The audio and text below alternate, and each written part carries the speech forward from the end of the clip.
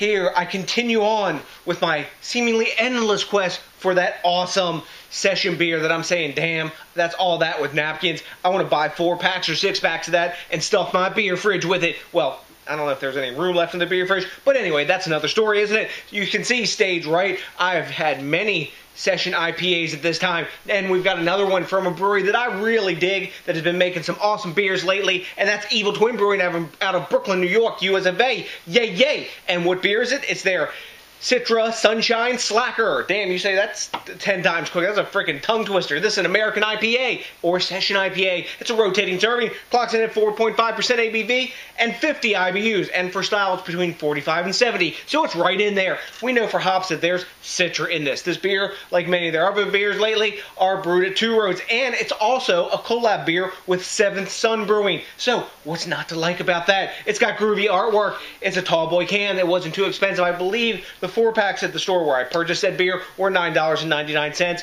And for, you know, a 4 pack of tall boys, that's not too bad these days. You know, a lot of folks beef about, you know, Evil Twin being really expensive, but I think there's a lot of markup at the retail level because I've bought beers from Evil Twin way cheaper and on special when they do markdown, and you know they're not taking a loss. But I'll dismount the pulpit at this point. So, time to crack the top on this, get in the glass, and tell you what's up with the Citra Sunshine Slacker. Damn. Fucking mouthful. Boom, nice crack off the top.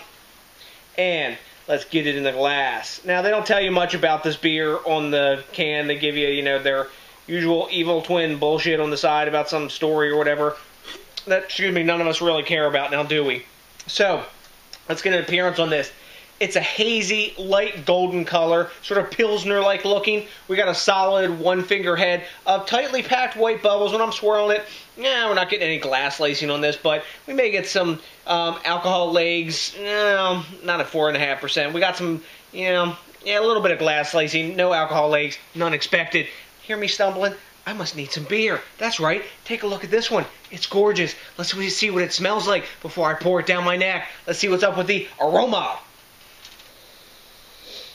Citra hops right up in your face. Lots of citrus zest, citrus peel. A little bit of honey sweetness in the background. Maybe bready malt too. Floral notes. A mild bit of dankness as well. Little tiny bit of pine in there. And herbaceous notes. No alcohol, of course, at all in the aroma. I didn't expect any at 4.5%. Really nice smelling beer. Smells like Citra all the way. I wonder if it's a single hop beer. I don't know, but we know it's in there. Time to dive in. Cheers! Nice. Wow. Now this beer right now, at time of recording, it's about 3 weeks old from the best that I can tell.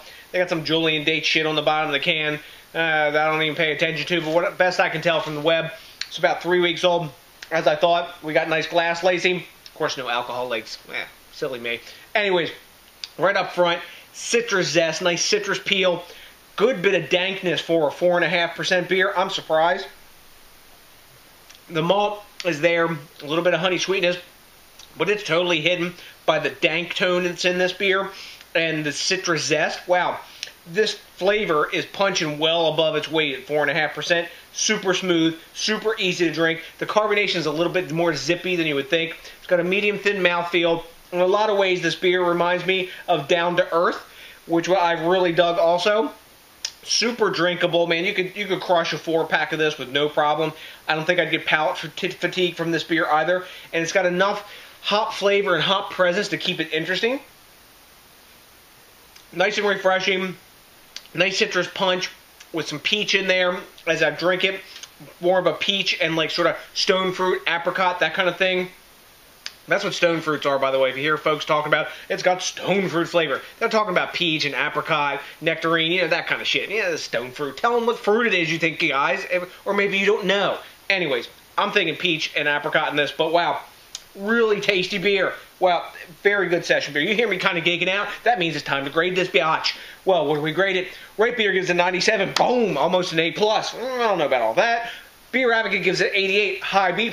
I can maybe see that because when folks see IPA or whatever, something of that sort, or Citra, they expect a big, gigantic blaster up in their mouth. That isn't this. This is a session beer. I'm going to grade it as a session beer. It's really flavorful for a 4.5% beer. I'm digging it. I'm going to give it an A. I'm really liking this beer. This is one of my favorites so far. I'm getting it quite fresh, but wow, I like dankness in a beer. This is the most dankness I think I've gotten out of a session IPA so far.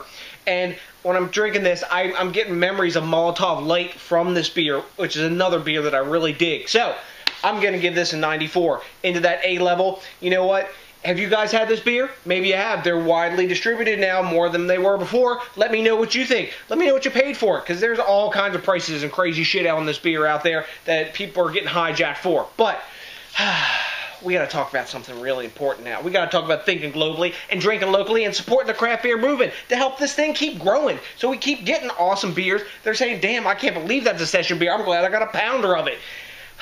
Because all of that and the variety that keeps coming out keeps that craft beer movement growing and keeping our happy faces on. I also have a big happy face when you rate, comment, subscribe, and smash that like button. So, to the next DJs BrewTube, thanks man to each and every one of you for watching, and I got nothing but a bunch of Citra Sunshine Slacker love for you, and you know what's coming? Are you ready? A big ass, a big girl!